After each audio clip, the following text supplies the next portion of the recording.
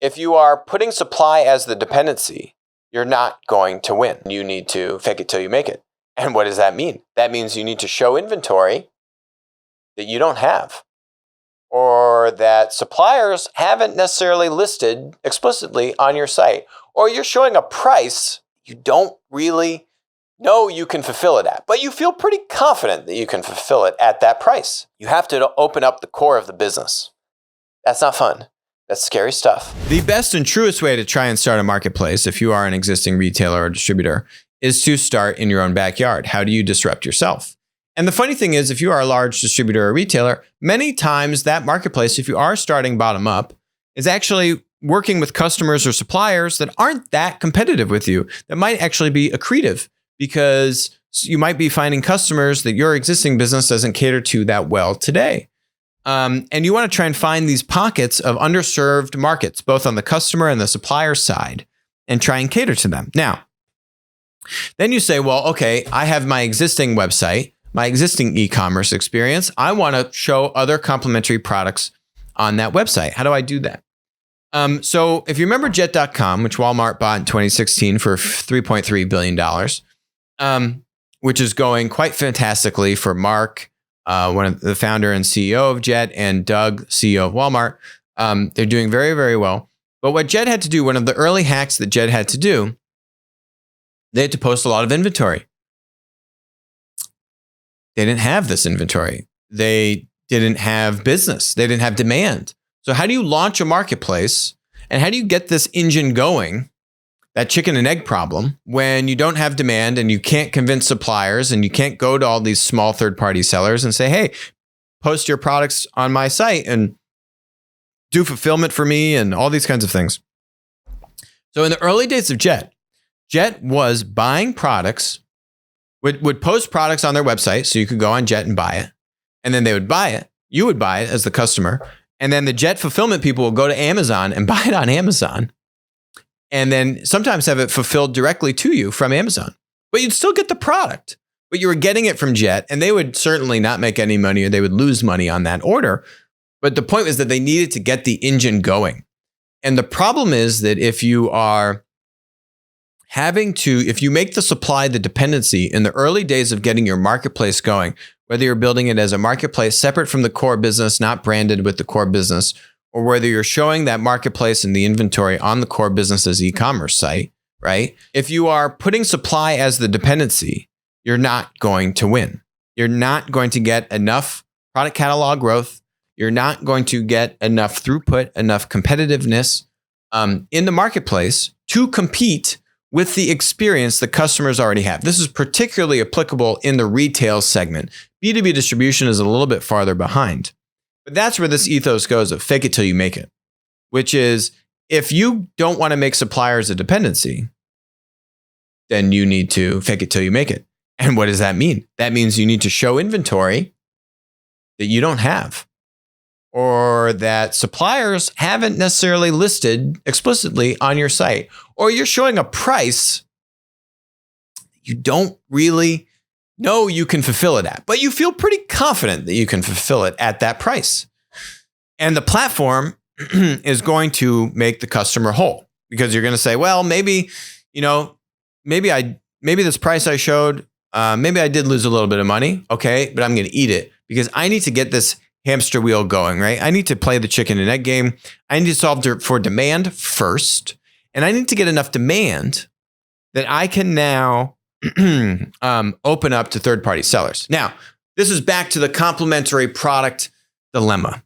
Because if you're only opening up complementary inventory, the customers coming to your site, only a portion of them are going to be looking for that complementary product, right? If I'm going to Best Buy, I'm going to buy electronics. If I'm going to Macy's, I'm expecting to buy clothing. So let's say Macy's goes to Best Buy. It says, let's do a partnership so that my customers can buy electronics from Best Buy on Macy's. Okay. If you wanted to really juice demand in what I was just talking about, okay, some people that are buying clothes on Macy's might look for electronics, but probably most people that want to buy an electronic are going to go to Best Buy or Amazon directly or something like that. You get the point, right? You're not having a one-to-one relationship. Every customer coming to Macy's wants to buy electronics. So the amount of throughput that you can provide to these complementary sellers is limited. That's my point. You want to provide a lot of throughput very quickly to third-party sellers. That's where you need to disrupt yourself. That's where you need to say, I'm going to let my internal buyers, just using Macy's as an example here, I'm going to let my internal buyers, could be Macy's, could be Target, Walmart is doing this, compete with third-party sellers, which means the inventory that I'm posting for clothing on my website could also be fulfilled or sold by a third-party seller. The same exact products that I have now bought and put onto my balance sheet. I'm opening this thing up. So you hear Target talking about a curated marketplace, right? Where they are handpicking every seller that comes into the marketplace and vetting each one of them. You can't do it. That's why you had Walmart, which has now been in the game for 3 years, spending billions of dollars.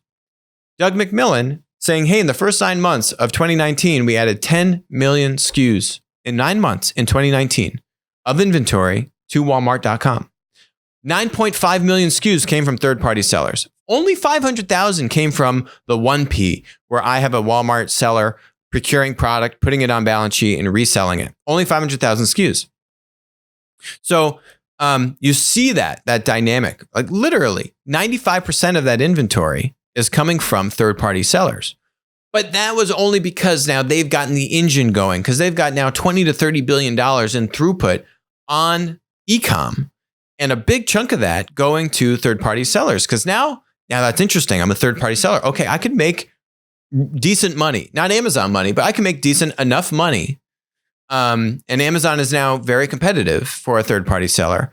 And by the way, the platform itself is competing very aggressively from a 1P standpoint with third-party sellers. I could go to Walmart and get some incremental income. That's interesting to me. But then now if you are going to a complementary marketplace on Macy's, there's just not going to be enough throughput. For Macy's to really jumpstart that engine, you have to open up the core of the business. That's not fun. That's scary stuff. And you don't want to just do that willy-nilly, but you got to take risks. And so that's why you want to fake it till you make it. You got to fake it till you make it, because otherwise there's no way of jumpstarting this engine. And that's why you can try to insulate the business and have like a Jet.com as a third-party marketplace where you experiment, where you fail fast, where it's loosely affiliated with the brand, but not totally affiliated with the brand.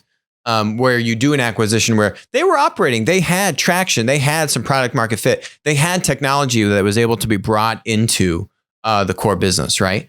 So and the experience and the executives to bring that. So, and it's a cultural shift as well. But the point is there that if you need to figure out how to provide that huge scale to jumpstart demand, to get small third-party suppliers onboarded in the beginning, not the large players. Then you can go to the large players once you have scale. And even as we have seen the past couple of weeks, that the large suppliers like Nike just left Amazon because I'm guaranteed they're going to go do their own thing.